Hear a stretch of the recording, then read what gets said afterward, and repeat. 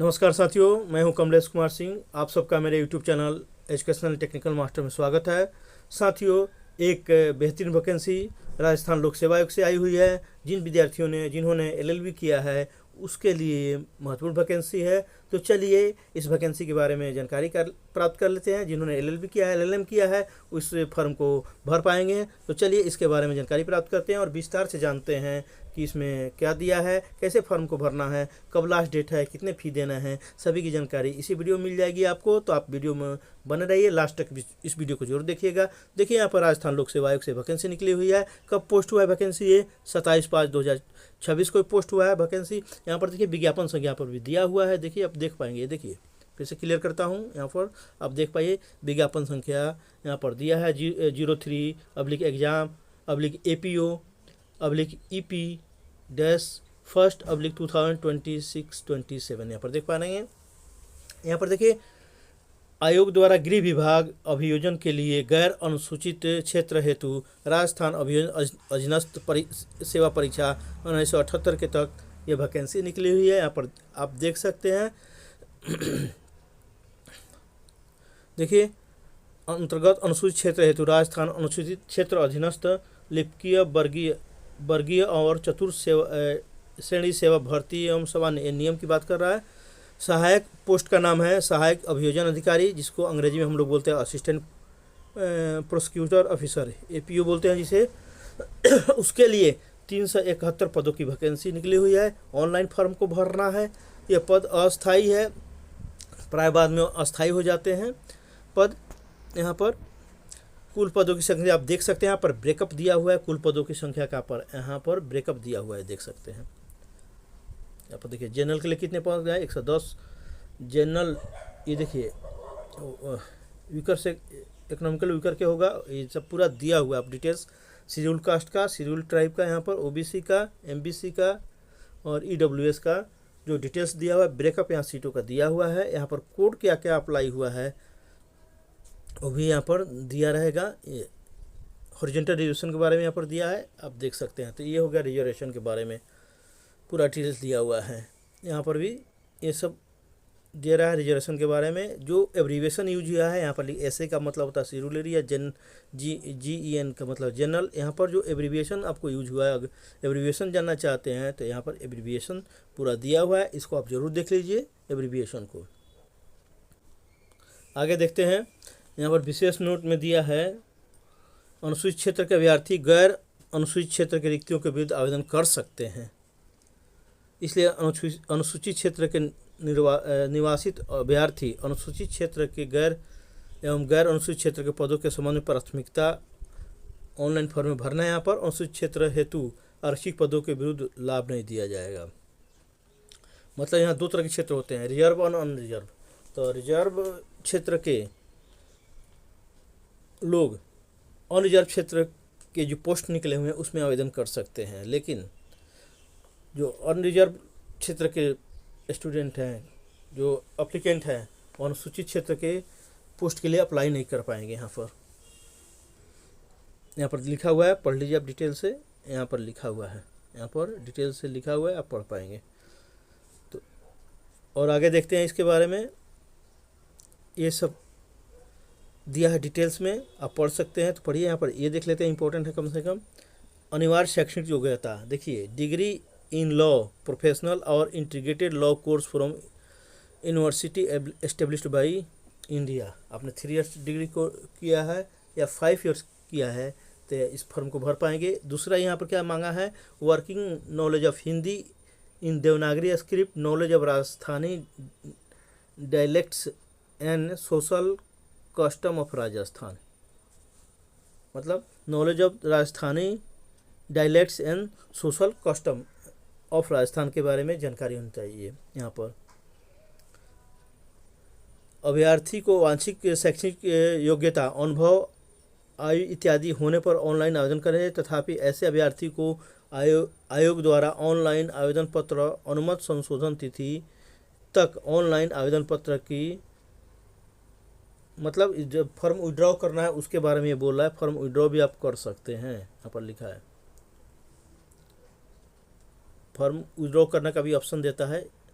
यहाँ पर देखते हैं शैक्षिक योग्यता के बारे में दिया है और पेमेंट क्या मिलेगा, आयु सीमा क्या रहेगी, यहाँ पर दिया है। उक्त पदों से संबंधित नियम में शैक्षिक योग्यता अंतिम वर्ष में प्रवेशरत होने वाले या हो चुके अभ्यर्थी हैं तो परीक्षा के तिथि तक शैक्षिक योग्यता अर्जित करने वाले अभ्यर्थियों को अर्जित कर लेने संबंधी प्रावधान विहित नहीं है। अतः स्पष्ट किया जाता है कि इस भर्ती के तहत आवेदन की अंतिम तिथि तक शैक्षिक योग्यता अर्जित करने वाले अभ्यर्थी ही पात्र होंगे। मतलब जिसका रिजल्ट आ गया है वही भर पाएंगे, जिसका रिजल्ट पेंडिंग है तो नहीं भर पाएगा। अगर लास्ट डेट के पहले ही आ जाता है रिजल्ट तो आप भर पाएंगे। लास्ट डेट 7 जुलाई दिया है इसका। पे मैट्रिक्स है, देख सकते हैं यहाँ पर लेवल 11 का 7th पे कमीशन का लेवल 11 का ये ग्रेड पे है। यहाँ पर 4200 ग्रेड पे है, लेवल 11 है उस स्टेट सरकार में। आयु सीमा देखिए यहाँ पर, आयु सीमा क्या रहेगा, 1/1/2027 को 21 वर्ष होना चाहिए, अधिकतम 40 वर्ष होना चाहिए। अब देख सकते हैं यहाँ पर लिखा है। और छूट की बात करें तो राजस्थान के अनुसूचित जाति अनुसूचित जनजाति पिछड़ा वर्ग को 5 वर्ष का छूट, सामान्य महिला को 5 वर्ष का छूट, राजस्थान के अनुसूचित जाति अनुसूचित जनजाति के लिए 10 वर्ष का छूट। ये देख सकते हैं आप, ये एज में क्या रिलैक्सेशन मिलेगा आप देख सकते हैं यहाँ पर, देख लीजिए पूरा दिया है, टेबल दिया है, तो आप धीरे धीरे इसको देख सकते हैं यहाँ पर। अगर चयन की प्रक्रिया देख लेते हैं, चयन की प्रक्रिया, अभ्यर्थी का चयन प्रतियोगी परीक्षा के माध्यम से किया जाएगा। आवश्यकता पड़ने पर आयोग द्वारा उत्तर पत्रक उत्तर पुस्तिका के मूल्यांकन में स्केलिंग मॉडरेशन नॉर्मलाइजेशन प्रक्रिया अपनाई जाएगी। अगर 2-3 डेट में होता है या 2-3 शिफ्ट में होता है तो ऐसा किया जाता है। आपको देख सकते हैं यहाँ पर संबंधित सेवा नियम के नियम 22 के अनुसार आयोग द्वारा उपयुक्त पाए गए अभ्यर्थियों का नाम नियुक्ति पदाधिकारी को अनुसूचित किए जाएंगे। मुख्य परीक्षा के प्राप्तांकों को मेरिट के क्रम में व्यवस्थित किया जाएगा। यहाँ देखिए परीक्षा योजना और पाठ्यक्रम, प्रतियोगी परीक्षा 2 चरण में होगा, प्रारंभिक परीक्षा और मुख्य परीक्षा पर होगा। देखिए यहाँ पर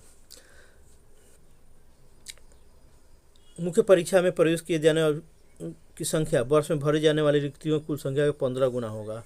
जो पीटी का रिजल्ट निकलेगा वो 15 गुना होगा मेंस के लिए, यहाँ पर दिया गया है। किंतु उस रेंज में उन समस्त अभ्यर्थियों को जिन्होंने अंक अर्जित किए हैं निम्नतम रेंज के लिए यहाँ पर दिया हुआ है। उसके बाद दिया है ये मतलब मार्क्स के बारे में दे रहा है। परीक्षा स्थान एवं माह, परीक्षा स्थान और तिथि की सूचना बाद में दी जाएगी, इसके वेबसाइट पर मिलेगा।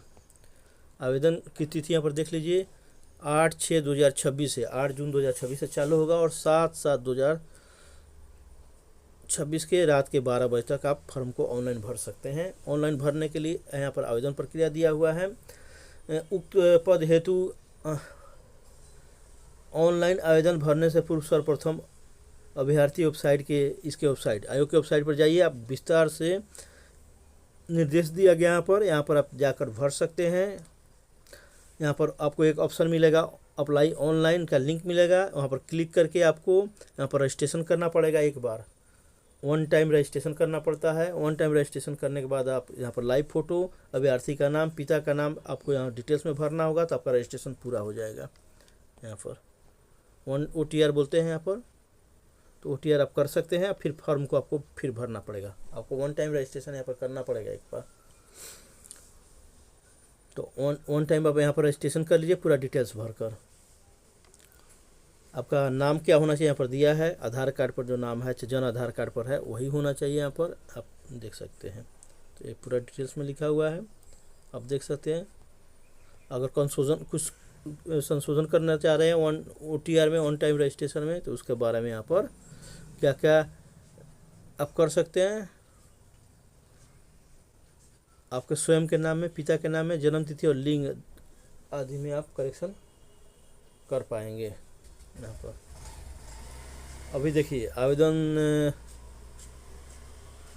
इसको संशोधन के लिए 500 रुपये आपको देना पड़ेगा। यहाँ पर देख सकते हैं आयोग द्वारा घोषित परीक्षा आयोजन की तिथि से 60 दिन पूर्व 7 दिन के लिए ऑनलाइन एडिट का एक विकल्प खोला जाएगा, यहाँ पर लिखा है। वन टाइम रजिस्ट्रेशन के बारे में पूरा दिया है यहाँ पर, आपको डिटेल्स में क्या क्या भरना है वन टाइम रजिस्ट्रेशन में यह दिया हुआ है, तो आप पढ़ सकते हैं इसको। संशोधन के लिए 500 रुपये, आप तो देख कि 500 रुपये रखा है, देख चुके हैं। अब देखिए एक बार रजिस्ट्रेशन के लिए, जो ये तो हो गया करेक्शन के लिए, अब रजिस्ट्रेशन जो फॉर्म भरेंगे रजिस्ट्रेशन करेंगे उसके लिए सामान्य अनारक्षित वर्ग के, पिछड़ा वर्ग के क्रीमी लेयर, अति पिछड़ा वर्ग के क्रीमी लेयर के लिए 600 रुपया है, अनुसूचित जाति अनुसूचित जनजाति के लिए 400 रुपया देख सकते हैं, दिव्यांगजन के लिए 400 रुपया है, ये शुल्क है, इतना फी है, देख सकते हैं, देख सकते हैं। अब पढ़ लीजिए इसके बारे में डिटेल्स। देखिए सब्जेक्ट में क्या क्या रहेगा, सब्जेक्ट में हिंदी रहेगा। The main examination shall B, अच्छा पूरा पढ़ लेते हैं, ऊपर से दिया है पर scheme and syllabus of competitive examination for the post of APO।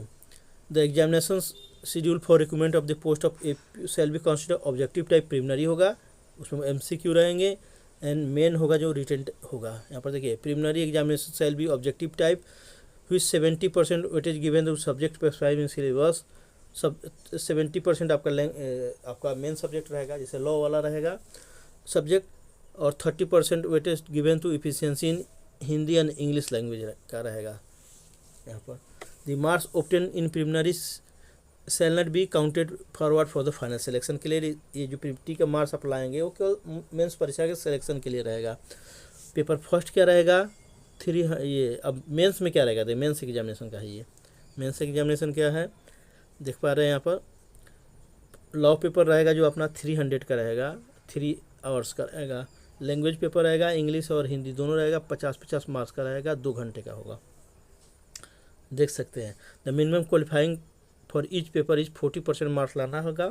यहाँ पर शेड्यूल टाइप को 5% का ग्रेस दिया गया है, 5% कम लाएंगे तो चलेगा। यहाँ पर देखते हैं the standard of paper second will be senior secondary level और it shall be compulsory to appear in each and every written test.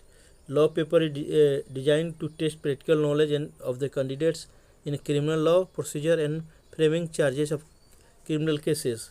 देख लीजिए यहाँ पर the syllabus for the competitive examination shall be include following subject है। Indian penal code 1860 है, पुराना ही पूछ रहे हैं, ये भी सिलेबस में दिए हैं, ओल्ड दिए हैं। Indian evidence 1872, the code of criminal procedure 1972, भारतीय न्याय संहिता तो दे दिया यहाँ पर, BNS 2023, भारतीय साक्ष्य अधिनियम 2023, भारतीय नागरिक सुरक्षा संहिता 2023। ओल्ड भी पूछेगा न्यू भी, दोनों डबल पढ़ो, दोनों पढ़ो। Schedule caste and schedule tribe protection, मैंने एक ये है देख लीजिए, protection of children from sexual पढ़ना ही है, जुवेनाइल जस्टिस केयर ये पढ़ना है। तो यहाँ पर एक ज़्यादा है, schedule caste schedule tribe prevention atrocities act 1989, ये आपको नया पढ़ना पड़ेगा। तो समझ गए, आगे देखते हैं और भी है। The prohibition of offences act 1958, arms act 1959, Rajasthan excise act पढ़ना है अलग से 1950, Rajasthan public examination prevention of unfair means ये भी पढ़ना है 1992। उसके बाद 14 नंबर है Rajasthan public examination measures for prevention unfair means of in recruitment 2020, ये एक्ट पढ़ने आपको। पेपर 2 में रहेगा हिंदी, जनरल हिंदी और जनरल इंग्लिश। ये OMR के बाद में PT में OMR शीट हो दिया जाएगा, उसके बारे में यहाँ पर दिया। Ball pen, blue ball pen से यहाँ पर मार्क करना है, ब्लू बॉल पेन से लिखा है, एक ऑप्शन आपको भरना है। शेड्यूल ये देख पा रहे हैं, a candidate who have not darken any of the 5 circle 10% question shall be disqualify, यहाँ पर लिखा है। सभी ऑप्शन, सभी को आंसर देना है आपको। ऑनलाइन फॉर्म भरना है, यहाँ पर मोबाइल में को अपना चेंज नहीं करना, ईमेल चेंज नहीं करना है, बार बार उसी पर मैसेज आएगा, आप पढ़ सकते हैं। यहाँ पर माननीय उच्च न्यायालय जयपुर का कुछ ऑर्डर है उसके बारे में दिया है, आप देख सकते हैं। प्रमाण पत्रों का सत्यापन, सर्टिफिकेट का वेरिफिकेशन होने के बाद, रिजल्ट होने के बाद भूतपूर्व सैनिक के संबंध में ये दिया है और ये डिटेल्स दिया है, आप पढ़ सकते हैं। डिटेल्स में फॉर्म भरना चाहते हैं तो ये क्लियर नहीं किया कि अदर स्टेट का लोग भर सकते हैं कि नहीं।